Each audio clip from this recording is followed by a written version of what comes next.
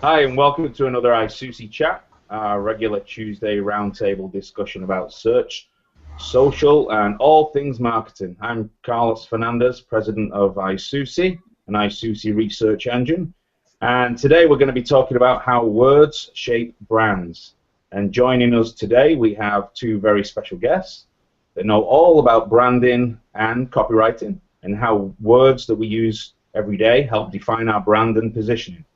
We have Michelle Lowery, co-founder of Passion Fruit Creative Group, and she's also the editor of the ISOOSI Research Engine blog. And we have Carolyn Capern from CT Social. And also our usual regular guests and ISOOSI Chat regulars is Ammon Johns, search marketing consultant extraordinaire, and ISOOSI's search marketing expert, and Bill Slawski, Director of Search Marketing at Go Fish Digital. So, yeah, we're here to talk about copywriting and its effect on branding, and there's been lots of discussion on the event page this week, so I'm going to kick it off by, well, hand it over to Eric to start things off. All right, fantastic. So hello, everyone. Obviously, Tuesday, today, June 24th, our topic today, how words and copy and copywriting affect the brand and how you can use words to further your brand. And obviously, Carlos and I run an agency. We work with a lot of clients. We do a lot of branding for clients. And for us, the branding process, however you may look at it, every agency has got their own sort of little process, right? But for us, it involves identifying an audience, really figuring out who that audience is, and then crafting a persona that's going to resonate with that audience, which is what most people, would traditionally think of as a brand. And then it gets into the communication, how you communicate with that audience. And there's lots of different platforms. Obviously, we focus on the internet a lot of the time as the platform of choice. And when it comes to getting, the word out and being consistent and being brandable and recognizable, one of the best ways to do that on the internet is with words. And so we're pleased to have Carolyn and Michelle and obviously our regular band of Merry Misfits here to discuss this. And I guess, guys, let's all start there. Let's all start with why copy is so effective in terms of branding online. Carolyn, you want to kick us off? Sure, why not? Yeah, and Carolyn, please give it a little. I forgot to ask you to introduce yourselves as well. So give yourselves a little plug and tell us about what you do as well. Sure. Well, I'm the co-founder of CT Social, along with my brilliant partner, Greg Trujillo. Greg is the technological half of our business. He's our marketing technologist, and he's really heavily on the SEO side and as well as the development side. And what I do is I'm the communications half. I talk to our clients, I talk to our vendors and partners, and I talk to our audience through my writing. So we handle a range of marketing projects, mostly small businesses with a heavy emphasis on nonprofits right now. So it's a lot of fun and a variety of work that I find exciting, because what I love about copywriting is that it lets, as a profession anyways, that it lets me get my hands into the heart and soul of other people's business.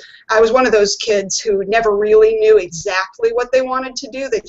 I just kind of liked everything and picked here and there, and got into reading about all different types of subjects. So stumbling into copywriting as a career basically allows me to live vicariously in messaging other people's businesses.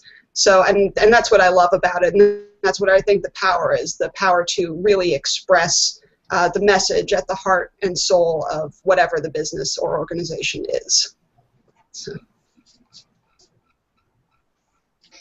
Hi, everybody. I'm Michelle Lowery. I'm the co-founder of Passion Fruit Creative Group, along with my wonderful partner, Claire Jackson. It's interesting. We have a couple of parallels, Carolyn. Claire and I are both actually kind of on the creative side. We've both been writers for a very long time. I come with the SEO background, and she comes with an IT background. So we've kind of combined everything and made an amalgam to be able to help our clients using all of those skills.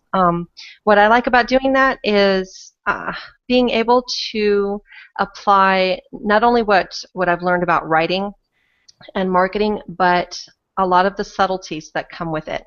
and that's something that I hope we can talk about today. It's something I've been thinking about in preparation for today. There are a lot of ways, obviously, to communicate something and say something, but sometimes it's word choice and phrasing that makes a huge, huge difference in not only branding, but in communicating something and communicating it well and having it well received by the audience. So that's something that I really like being able to help our clients do, is kind of see those different ways of communicating and have it have a positive effect on their branding and their business. Yeah, absolutely. One of the things I was pointing out in the run-up to this show is that words aren't quite like anything else. Words are a shortcut straight into the mind of the other person, because words are the way we shape concepts. And when I say blue, it's just a word, but it tells you exactly what your mind is supposed to be thinking of. Words are incredible things, and we take them so much for granted that we forget how powerful that is, the ability to talk straight to somebody else's mind, to literally play with their own thought processes, what's going on in their heads, the concepts that they have top of their mind. That's your words, and that's where we're going with this show today, how important that this is. I think I completely agree with that. One of the things that I've said a few times when speaking, and something that I have conveyed to our clients, we as marketers and also our clients, we use a lot of tools. We use tools to measure traffic, to measure ROI, we use tools for keyword research. We have tools for everything. Words are tools. These are the tools that we use to communicate and convey ideas and to educate people and inform people. And as with anything, there's a right tool for the job, and there's also a wrong tool for the job. And with the variety of words that are available to us, it's very easy sometimes to grab that wrong tool and not get the job done as well as it could be. The thing that I find Sorry, Carolyn. I was just going to say, the thing I find fascinating about this process of communicating with written words on behalf of clients, right, is that you have to learn the clients, because you have to be able to speak not only in their tone, but also to their audience. And it may be very different than your own personal tone. I know Michelle, your partner Claire, does a lot of writing outside of the work that you guys do for clients, right? And I'm sure the tone that she writes in is very, very different from what you guys do for clients, right? So not only do you have to write in their tone of the client, but also speak to that audience. And so do you guys have any thoughts on how that process looks or works, or how you're able to achieve that? It is a challenging process, that's for sure. Two of my writing clients this spring, one has been an immigration attorney, and the other has been a romance novelist. So you want to talk about two staggeringly different clients to write for, to take on the voice for. That's my case study right now. It's a big challenge, and it requires spending a lot of time with their material. With the novelist, of course, I spend a lot of time reading her books. With the attorney, I've spent a lot of time talking to him and reading his previous articles about the law and the different elements that play into his practice, which has a lot to do with politics as well. So it definitely is a challenge to try to put yourself in different people's shoes. It's, like I said before, it's the part I love the most, but it requires a real deep level of acquaintance with their personality as well as their industry. I think personally the mark of a good copywriter is someone who doesn't just go for the straight informational content. Anyone really can do informational content about almost any topic. There's tons of information available online. You've got Wikipedia, you've got articles from here, there, and everywhere. But it's it's different from when you really try to get into their shoes and write from their perspective. You can tell the difference when you read a site that's done by a copywriter who's just focused on cranking out the keywords.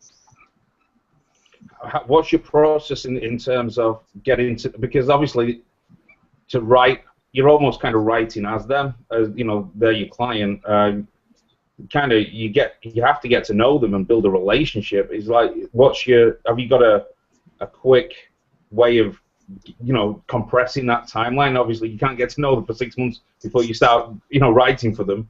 Right. So how do you get inside the head, basically, so that you can start, writing for them in a quick way?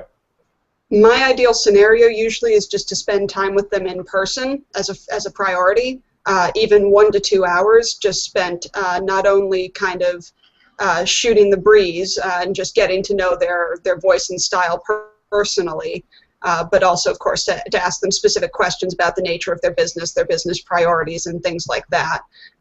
It's taken practice to compress the timeline. It used to take me a much longer amount of time than it does now, and it still takes me. I mean, I would say it takes me at least a good month before I feel like I'm really comfortable enough with the material, depending on its level of complexity, of course.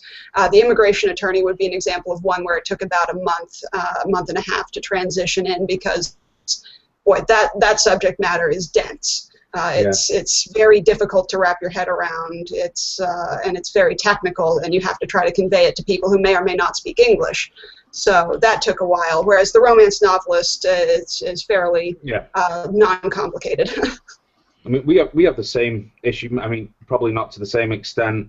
We don't do as much copywriting probably as you do, but there's always that learning curve about the industry. I mean, that's why I love what we do so much, because we get to know so many different industries, and we're doing work for plastic surgeons, and the next day it's to do with mushrooms, and the next day it's to do with alloys, and we're learning all the time.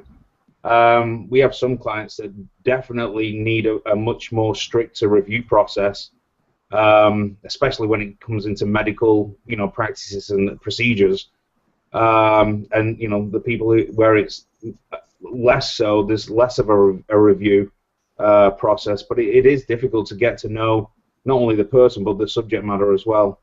Mm-hmm. Michelle, do you want to jump in and kind of answer the same kind of thing about your process of getting to know? Sure, yeah, and it's a little bit different for us because at this moment we actually do not have any local clients. All of our clients are remote from where we are located, and I'm in San Antonio and Claire is in Ohio. We have clients in California, New York, Florida, Chicago, England, all over the place. So we don't have the luxury of sitting down with them face to face and talking with them and getting to know them that way. So we do communicate with them, via phone calls and chats like this, via email, and then it comes down to research. It comes down to, as Carolyn mentioned, also reading some of their previous work, reading about the subject matter in general, not necessarily just their writing, but seeing what else is out there. And I think a very important factor for any writer is that we're also big readers. So reading and loving to read and reading a lot of different genres, as both Claire and I do, it kind of gives us both perspectives. We can look at it as writers, but also as the reader. How is this coming across? How is this going to be easily understood? If it is a complex topic like immigration law or something medical, anything legal, those more complex topics, is it easily understood? That's something that we try to do quite a bit, is put ourselves in not only the client's shoes to be able to create the content for them, but also in the audience's shoes. If I wanted to learn about immigration law, or if I wanted to learn about any sort of medical topic, what do I want to know about it? What don't I already know about it? How am I going to best understand this topic? What's going to help me understand it? Not so much that I could walk out and be an immigration attorney tomorrow, but just so that I have enough information to understand it well enough in order to be able to understand whatever their content is going to be. So it does take time, and one of the first things that we do with our clients is tell them there's going to be a little bit of an adjustment period. There's going to be some time. It's not instantaneous, and it shouldn't be. Any copywriter who tells you, oh yeah, no problem, I can write your content tomorrow and it's going to sound exactly like you. No, you need to fire them and hire another writer, because they're, like Ammon just did, they're blowing smoke. So, it takes a little while. You have to get to know your client. You have to get to know their content, their audience, their vertical, what it is that they do and what they want to convey as well. What you think might be important might not be what they want to convey to their audience. So there's an adjustment period. And then we tell our clients, but after a little while, it's gonna get better. As we learn. And that's one of the things that, and I've said this before in Hangouts, one of the things that we love about this job is that we get to learn so much about so many different topics. So once we learn a little bit, we won't need as much of the client's involvement and back and forth with them, and we can be a little bit more independent and go from there. So it is a process, definitely. I'm a little bit jealous of the luxury that you two seem to have where you've got a month. I think the most time I've had to get into the mind of a client and their audience is a week. I get a couple of days research, and then I've got to go and speak to them and give them ideas they haven't come up with before that are going to appeal to them. Christopher Vogelman is in the audience has asked a couple of times, what are the universal things? There's one really simple one that's so simple I think everyone misses it. The most important word is you. If you can do that part of it and understand all the different yous that will be coming along, but if you can speak to the you that's reading this, the person reading it, that's where you're always going to be doing right. The exact same way when you're talking to somebody. The great salesmen are the people who can identify very quickly what you're looking for, what you need help with, and react to you and make you the number one thing. There is this lovely part of your brain that just lights up the minute your voice is spoken, your name is spoken. Once your name is spoken, part of your brain just kicks in.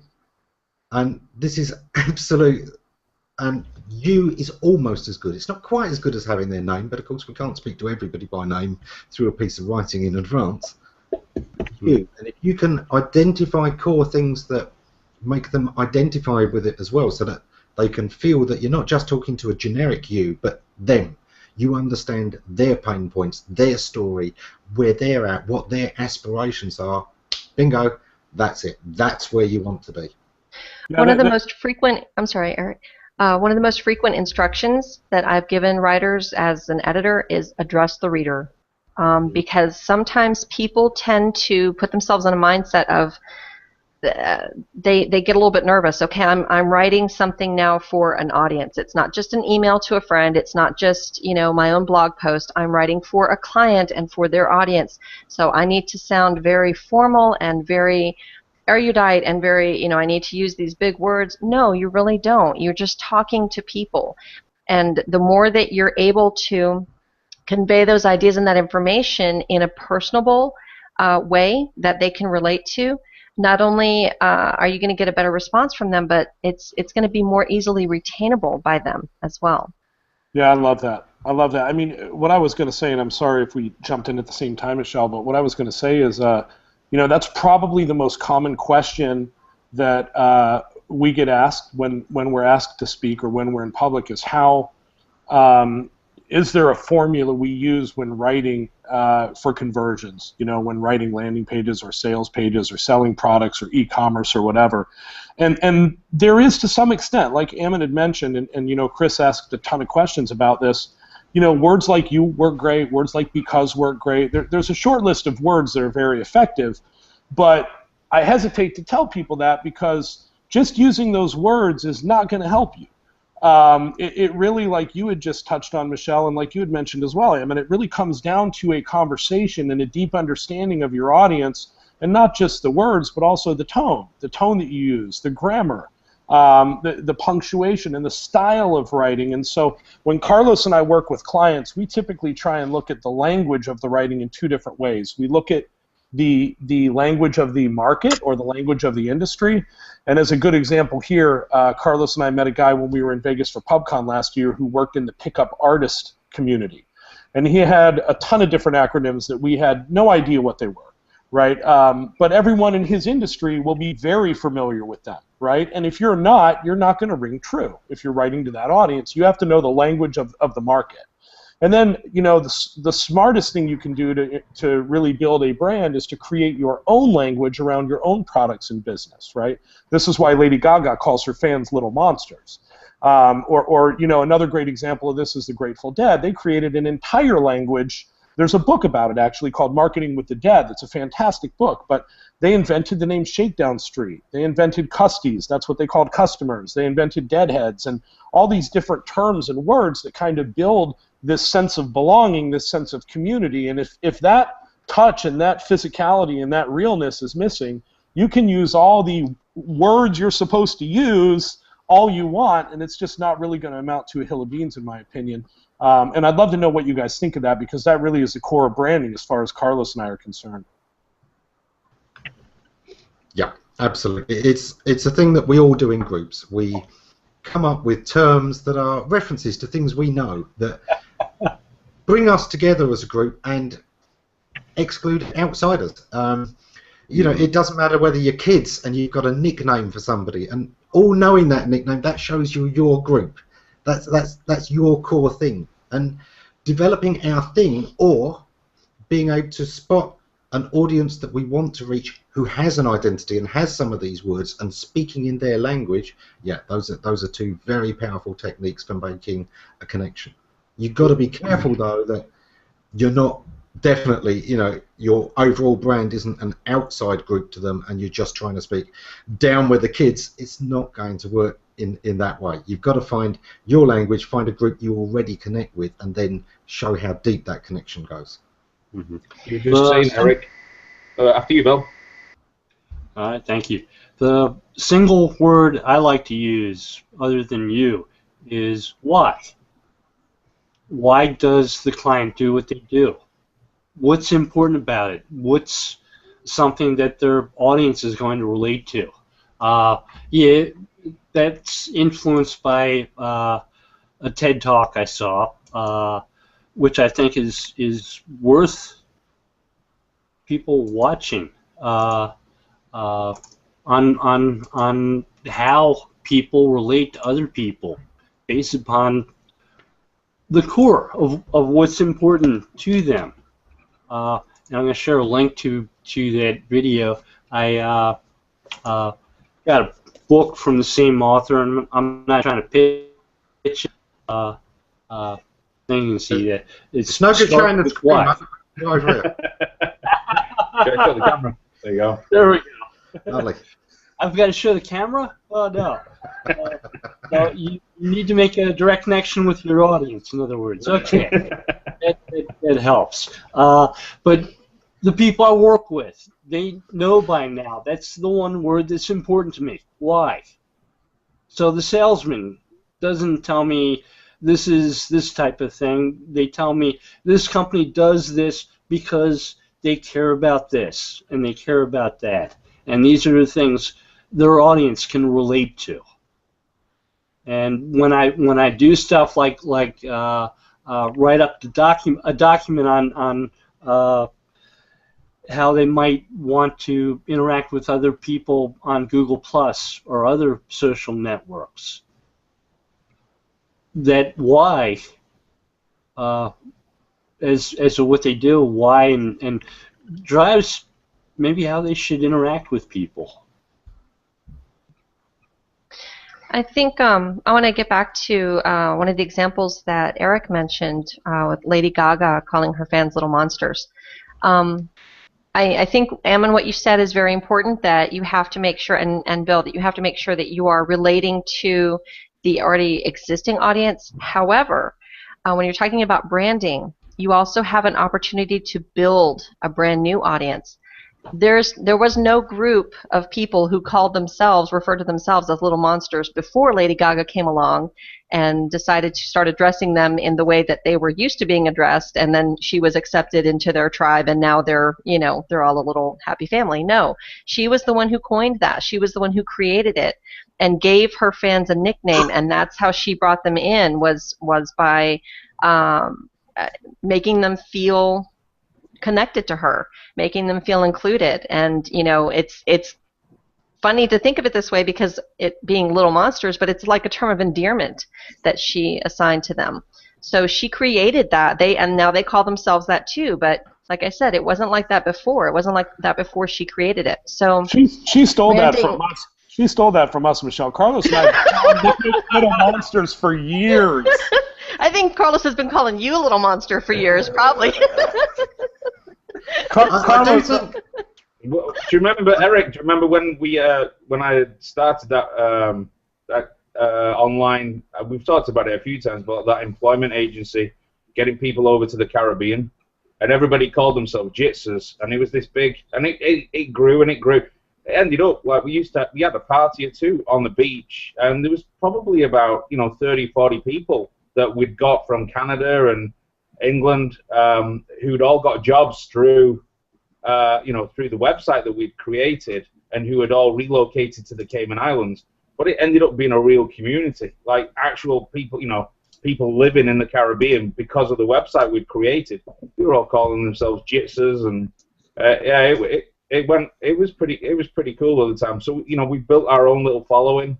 Mm-hmm. Going back to what you said before, though, Eric, about if you just use these words and you just use them on their own, without having other building blocks in place first, it's not going to amount to a hill of beans. But it's kind of like, how do you get that first step on the ladder? One of the building blocks you need is brand. It's like a catch-22. You have to have some integrity. You have to have that brand going before people start to pay attention to what you're saying. So as a new company, and we've done this for a lot of people, where people come to us with a concept, and we have to turn that into a logo, positioning statement, brochures, everything. How do you get on that first rung? The one thing I think is, it's like when we had AJ Cohn on Ammon, and he was saying, look, for years nobody really came to my blog. Does that mean I'm going to go and guest blog elsewhere? No. He kept consistent. He kept his personality in his posts. So the consistency and the personality are, and then you've just really got to keep, putting that content into places where it's going to get seen, and that's going to build that brand to that first level. I don't know, if you want to jump in there. Yeah, there's more than just consistency, though. I happen to know of people who've been blogging since 1998 and still have 100 readers. Yeah. You've got to have something great there as well.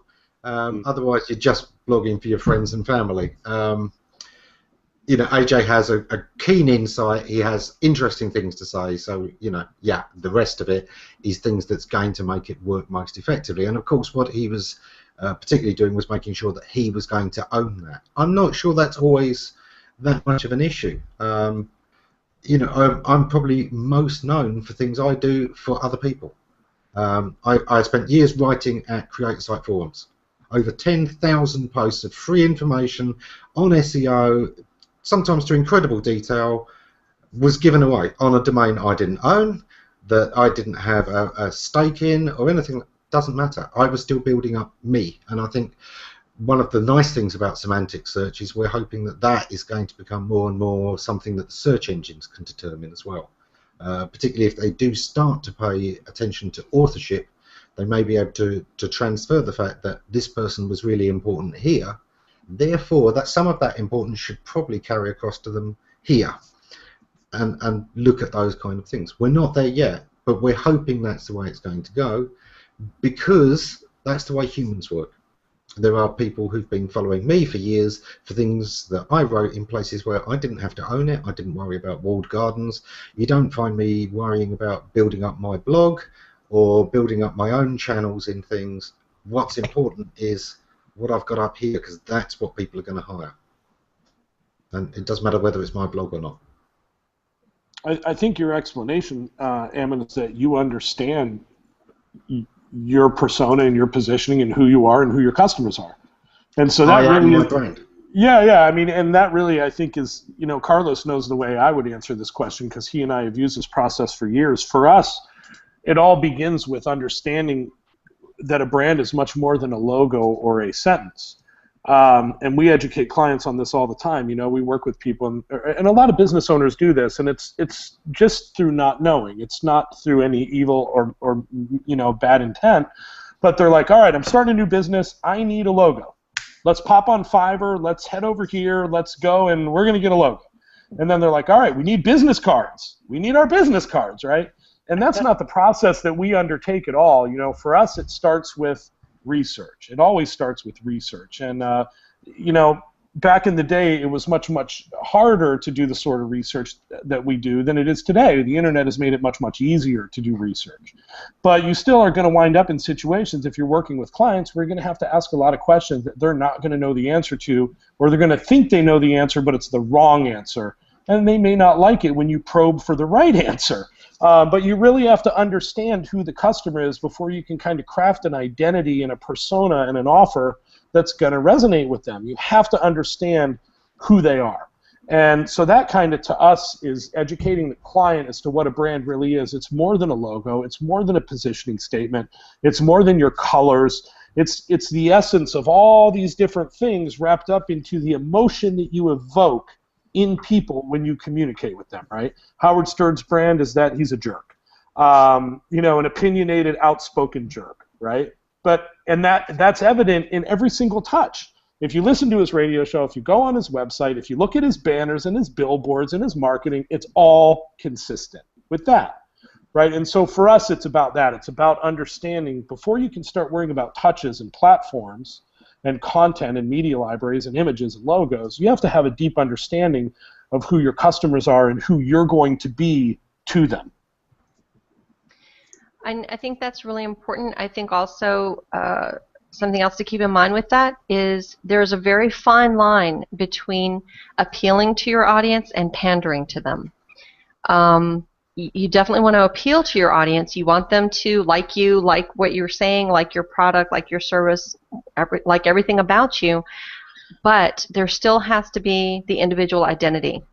There still has to be the strength of the personality behind that brand, because if you're trying to be too many things to too many people, your brand is diluted. There is no brand there, really, and people can tell when they're being pandered to, and that's just going to lose you more people than it is going to gain. Yeah, it may not be that you even want people to like you or like your product. It may be that your brand is that everyone hates you and you don't care. Well, yeah. Right? I yeah. mean, yeah, Howard Stern being the example again. Well, yeah, I mean, that's the thing, right? The brands that you remember that you can spit off of the top of your tongue typically tend to be brands that are memorable, and they're memorable because they're willing to disassociate with the percentage of their audience in exchange for building a super strong bond with the rest of them, right? Like Howard Stern, or like Glenn Beck, or Nancy Grace, or Don Cherry if you're in Canada. There's lots of people and lots of brands and even lots of companies that have done this. And, you know, Jay Rosenberg, Ammon showing a good comment here from Jay Rosenberg. He says a strong brand owns one word, like overnight or copy or car rental. To me, that would be one emotion, though, Jay, not one word. Because you think about Harley Davidson, they don't own one word, but they do own sort of this emotion of freedom, right? So I think there's more to it than that, but when it comes to marketing on the internet, words are extremely important, because if you can understand and be consistent, I think consistency is important too, but if you can understand and communicate in a consistent way, Carlos will tell you, these are the foundations that we've built our business upon, and when it's combined with analytics and research and technical results that can be measured, it's unstoppable. Yeah. I think what I wanted to bring up with Jay's point, let me just quickly call that up again. I think that's one of these classic cases of correlation rather than causation. I think there's a lot of times when, yes, a brand is very powerful, and we know this because it is recognized by one word. But let's think of Google. Google, what would that one word be? Search. That's not really what defines Google. What defines Google, as we've said in several episodes, is the technology going on behind it. You could say it was data, but even then, their ability to work with data, to make that data useful, to turn data into information constantly, consistently, on immense scale, is their technology. And that's the bit most people don't realize, that, you know, they built this cluster network when it was untried technology, really. They are the world leaders in it. They absolutely own it.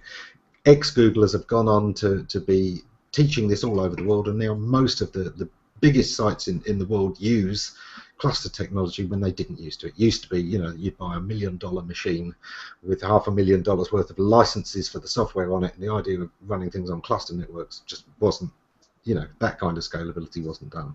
So I think, yeah, one word, yeah, it can help, but what's the one word for Apple other than Apple?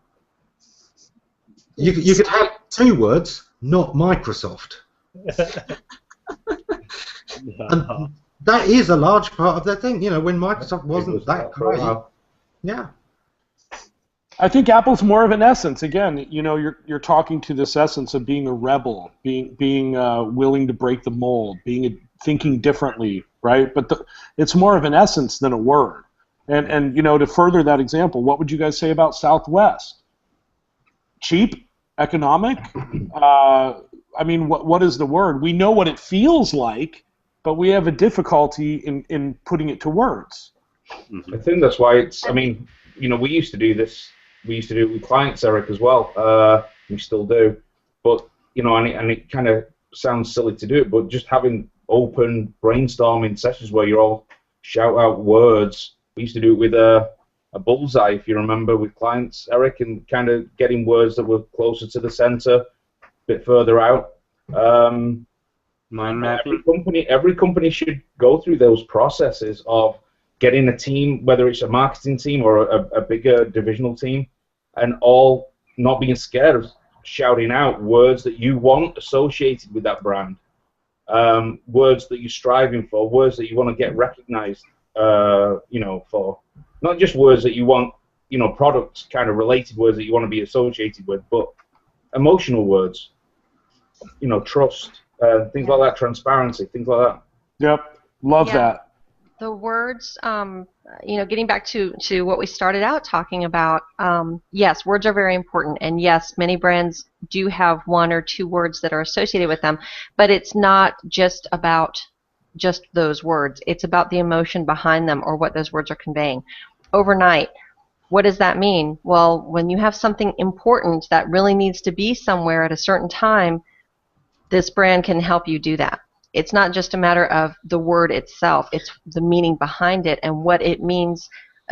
The very common, what's in it for me? You know, that's what that word conveys, is what you're getting out of it, what it's going to accomplish for you, and how, depending on the word again, how it's going to make you feel. Exactly.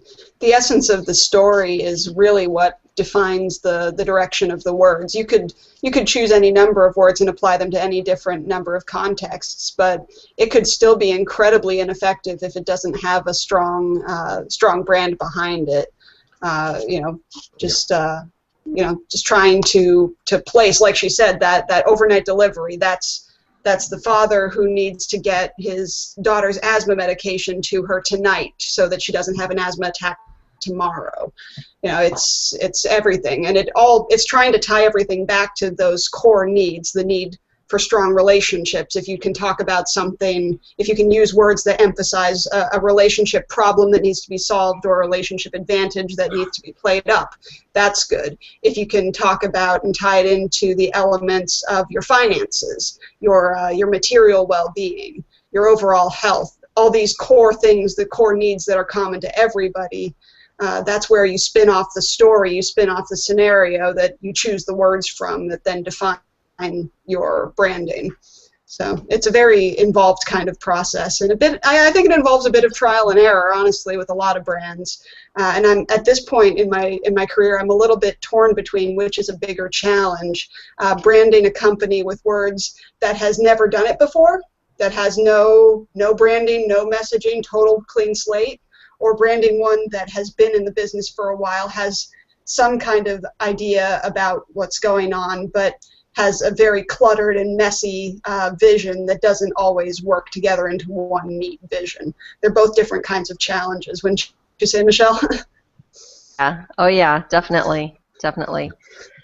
In both your roles, do you like, you know, as well as the copywriting, do you take a step back and actually ask the client, you know, what is the actual purpose of this piece of content, for example, that you want? You know, if somebody comes to you and says, I want, you know, 10 articles on this particular, you know, piece of law or whatever, you know, you just churning content out for what is, you know, do you take a step back and say, okay, what is the purpose of this? Do you work with, like, for example, different media? Yeah, that's one for Bill's why. That's where Bill's why comes in. Yeah. Yes. And absolutely. I find myself asking that all the time. Yes. Yeah.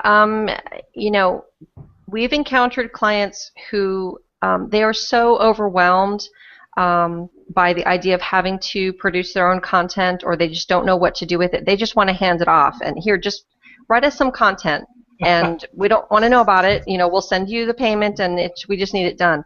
Well, we're not mind readers either. You know, that sounds and like nobody. SEO. They're closely just related. Yeah, exactly. Yeah, just fix it. I don't want to know what you did to it. I don't want to know how you're making the sausage. I just want to, you know, just wanted to taste good. But it's, you know, one of the things that we'll say to our clients is nobody knows your business as well as you do. You know, so what do you want to accomplish with this? What do you want to say? What's the idea behind this that you want to convey? Because we can definitely help you do that, but we have to have a starting point. You know, we can't just come into it blind. What's that? So many companies kind of just look at it like, if you said, all right, well, so what is this trying to accomplish? They'll basically say they want the phone to ring, they want leads. You know, I mean, because unfortunately that's how business is. Right. It's all about the dollar and, you know, the pound, and it's like trying to get more orders in. They don't really think of content in the perspective of building brand quite often. I mean, we've spent an absolute fortune in trying to build brand equity, and it's not just about search engine results. It's about, right, you know, a lot of the things that Ammon does. It's about, you know, building a name, and it's not just about making the phone ring. So, as you know, right, Carlos, though, the very first thing I'll be doing is asking other questions. Though they'll be saying, okay, what I want is for the phone to ring, and I'll be saying, okay, do you want past customers to be reordering, or do you want new customers? Do you want a few customers making big orders, or do you want lots and lots of customers making small orders? You know, which of those is better for you?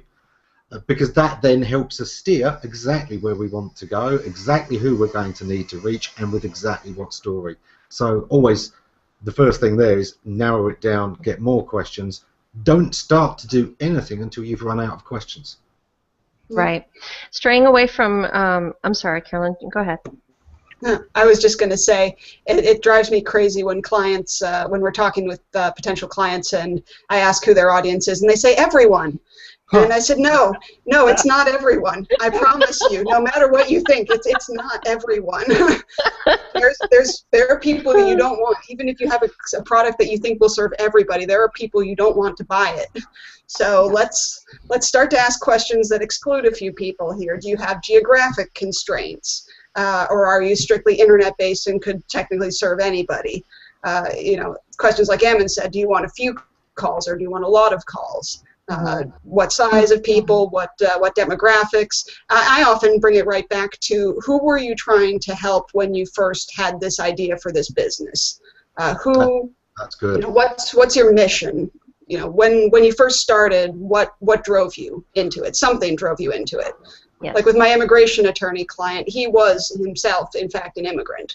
So he has an incredibly profound personal narrative that actually we can weave into the entire copy of the site because he's got that sense of empathy and the knowledge of what it takes to fight for people. I love that. I love that. Yeah, it's an important thing. Yeah. We do the same thing with our clients. We had a client a few months ago who is in the restaurant business, and he started up a new venture where he's consulting with other restaurant owners for how to best serve their customers. It's kind of like a mystery shopper type thing, but for restaurateurs. So we were helping him with his copy, and we were asking him those questions. Well, you're in the restaurant industry yourself, so why are you doing this? What's behind this? And he told us this story about his father actually owned a restaurant, and he grew up working in his father's restaurant, and his father was all about service. They weren't customers, they were guests when they were in his restaurant. They may as well have been in his home. And those are the lessons that he imparted to our client. And he told us this really emotional story about how much he admired his dad, and how people still would ask after his dad years after he's retired from the business. And as soon as he told us that, I said, okay, that that's your about page right there. That's your, that's your copy. That you have to have your story. So share that story with people. That's part of your brand, and that's going to help these customers, these other restaurateurs that you're trying to help, relate to you even better. It's a much more personal way to relate to them rather than just saying, here's my business and you pay me and I'm going to provide you with a service. Yeah. Yep. So how do we tie those points back to copy? How do we make our copywriting do that selection for us? Anyone? Yeah. I wanted to, this is one of the things that I was saying I was thinking about in preparation for this hangout today, so I wanted to share a more personal example too. Recently, this was, well, it's been a few months now, but when we first started out with Passion Fruit, and just as anyone does when they start a new venture, we were bringing in a lot of our previous experience and things that we had seen at other jobs or things that we had seen other people do or things that people had advised us to do, and trying to put it all together and find our own identity and our own way of doing things. And one of the things that we were emulating from other places and other people that we'd seen before was the way we did proposals. And so like most content creators, we require a deposit before we start working. That's pretty much the standard, 50% down. And I know that a lot of SEO consultants do that as well, 50% down and then 50% when the job is done. And the way that it was worded in the proposal that we had chosen to emulate for our own copy was, it said, work will not begin until the deposit is received. And we'd sent a few proposals out with that, and then I really looked at it one day and I thought, you know what, that's a really negative way to say that. There's a negative connotation there. There's a little bit of attitude there, like, you know what, we're not working until you pay us some money, okay, so cough it up. So I changed it, and now it says work will begin when the deposit is received. And it's a very minor, very subtle change in wording. It says exactly the same thing. The information conveyed is exactly the same. We will start work when we receive the deposit that we require you to pay us before we start working. It's the exact same information. But that little subtle change framed differently conveys that information in a much more positive way. And people who read that in those proposals, they may not have even been able to consciously verbalize why maybe that struck them negatively. They might not have even been able to put their finger on that it was that particular line that, that was a turnoff. But it's still, words, have this power, and it can make you feel something even if you can't really put your finger on why or what exactly it was about it, but you just come away with kind of a negative feeling about it and could probably lead you to not want to do business then after reading that. So, that one little change is a much more positive way to convey what we're trying to say, I think. And that can be used in your branding, in your content creation, in your content marketing, in anything that you do. Thinking about those little subtle ways to convey information, those little subtle vocabulary changes and phrasing changes that just give people a more positive perception of you and your brand and your business. I love that. That's really important. Yeah, it's just positioning. You have to be very aware of the positioning, right? And a great spot where I see this is with guarantees. People say, if you're not satisfied with this product, return it at any time for a refund. And when you say if you're not, you're putting that thought into their head. It's much better to be able to say something like, I insist that you're 100% satisfied with this product, because it's the same sort of concept. It's just about how you frame it. Yeah. It says a lot about your commitment and your values. Really, it always comes back to that value concept. Are you an intrinsically negative business, or are you an intrinsically positive business? The way you phrase things. I personally firmly believe that any time you use the word no or not or don't or variations on that, you should be wordsmithing everything around it incredibly carefully, unless you have one of those brands where you're very comfortable ticking a number of people off. The Howard Stern brand and lesser variations of it. But if you're doing a kind of revolutionary product, sometimes it's very nice to have that in-your-face challenge that can kind of get that across. It works. It can work very, very well, but for people who are trying to develop kind of a nicer brand, if you will, a very friendly and approachable and warm kind of brand, then anytime one of those words is used, you have to assess it very carefully and make sure that it's a deliberate usage of the negative. Otherwise, you'll find yourself falling into the kind of unintentionally offensive trap that's very easy to do. Yes. And it's even more important to make sure that your phrasing is positive and very carefully constructed when you're talking about money. Yes. Because people get weird about money. They obviously they came to you for a service. They know that you're a business person. They know that they're going to have to pay you for this service. Yet we still have to tiptoe and walk on some eggshells around the whole money topic because people, when you start talking about money, and they get very sensitive. Yes. Speaking of, I have to pull this up. So it's best to not call them up and say, "Pay your bills, you deadbeat."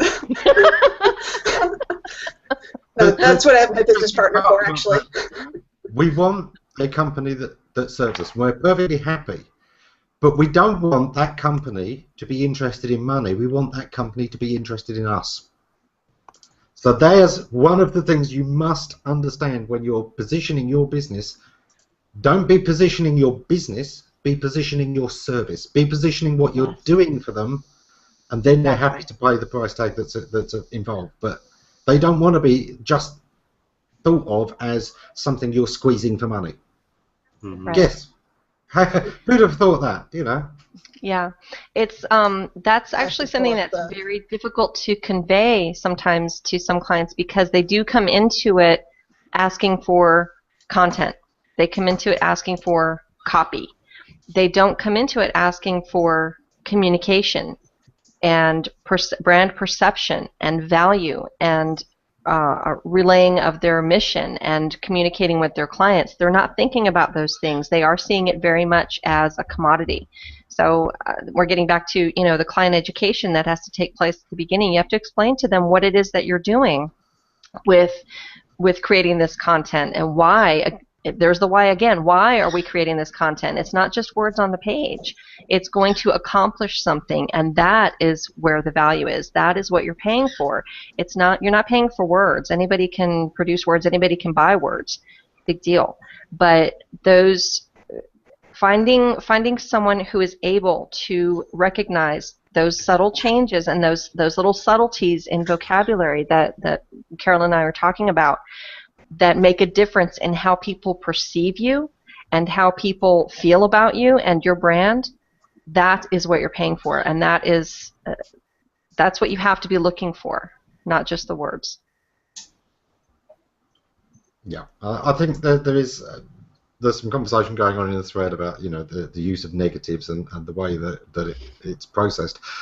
I think it's absolutely true. It's one of those things. You have to be careful how you mention a guarantee because it always makes people think, oh, so there's a chance of failure then. You can't not do it. It's like that old club test. Right, sit in the corner and don't think about a polar bear for half an hour. Instantly you think of a polar bear because it's been said. And bless you, Eric.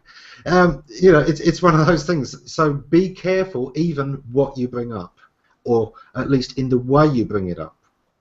Mm-hmm. I find myself critiquing commercials on TV all the time.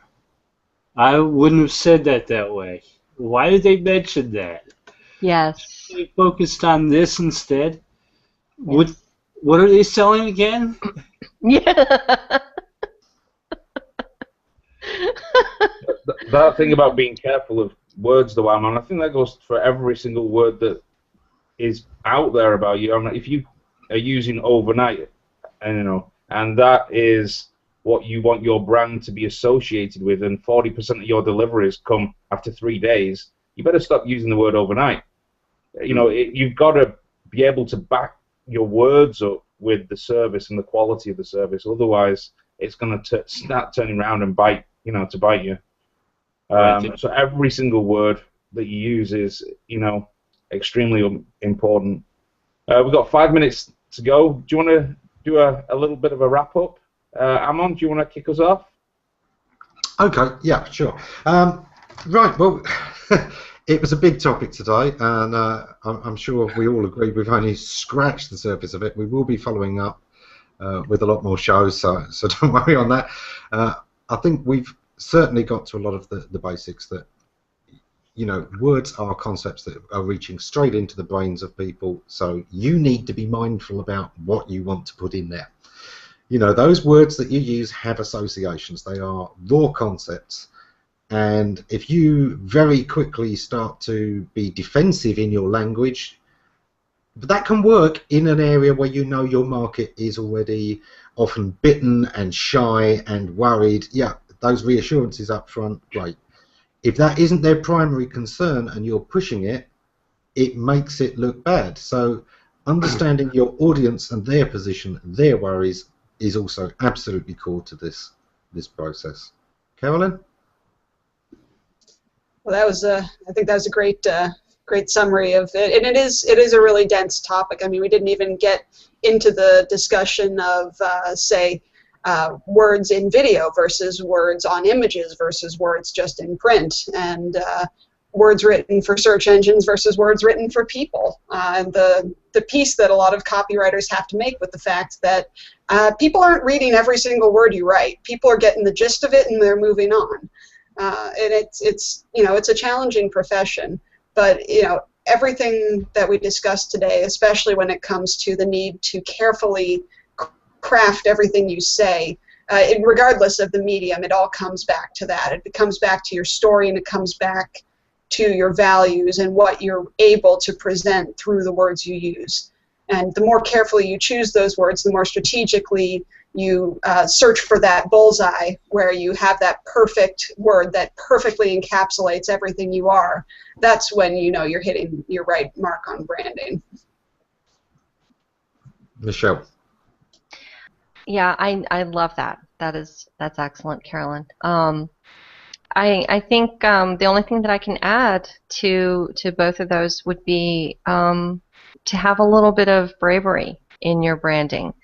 You know, getting back to whether it's Lady Gaga or, you know, even Howard Stern. The reason why Howard Stern is popular, though, and why people like him is because he says things that they can't say. He says the things that other people are afraid to say. And that's why they like him. That's why he has an audience. So that doesn't work for everybody. It's not easy. Not everybody can pull that off. But again, don't pander to your audience. Don't brand yourself in a way that where you're trying to, all you're trying to do is appeal to people. You have to decide who you are first.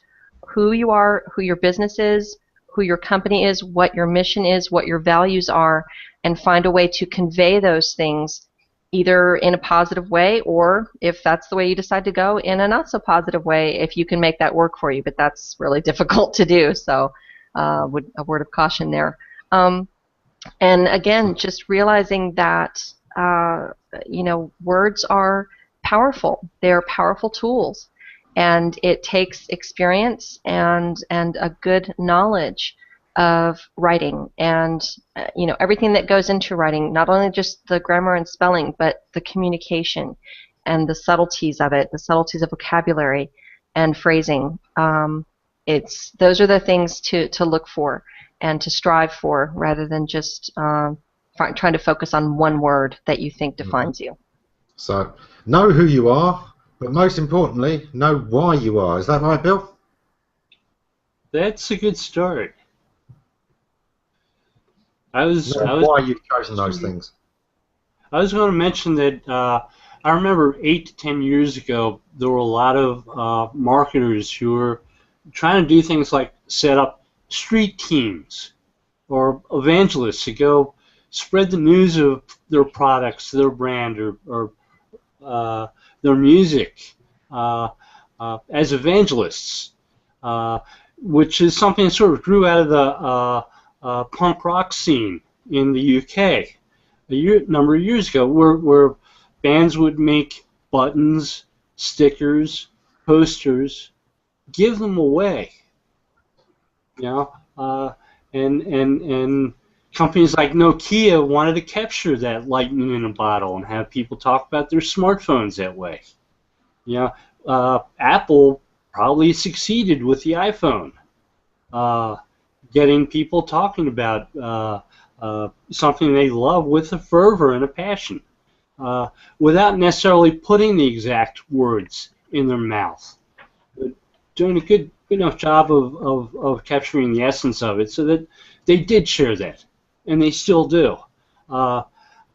Search engines, to some degree, we didn't focus upon how do you write differently for search engines versus for people. But you know, I've been seeing a lot of patents that talk about how Google is getting more concerned about topics and categories than about specific phrases, specific strings of words. And you know, if you can create and capture an essence, and you can do something like create a street team without making it seem too artificial. We don't see the people marketing Lady Gaga creating little monster posters, which is probably a good thing because nobody would want to be a little monster at that point. But yeah, the words we use are important. The concepts, the ideas, letting people see the essence behind the brand. Mm-hmm. Yep. Eric? You know, I don't have much to add. I just want to thank our entire audience. We know there's a lot of options out there. Appreciate you taking the time to join us. I want to thank Michelle. I want to thank Carolyn, and obviously the regulars. These conversations always motivate me. There's a lot of knowledge in this room, and particularly on the Hangout page, we have a very intelligent audience. And just know that I appreciate all of you. Yep, Back to you, Carlos. Yep. Thanks everybody for tuning in once again. We'll be back here next Tuesday, 3 p.m. Eastern, for another ISOOSIchat Hangout. And again, thanks to Carolyn and Michelle. Thanks so much for coming on today. And thank you for having me. And sharing your time with us. Thanks, Ammon. Thanks, Bill. And thank you, Eric. We'll see you next week. Cheers. Bye.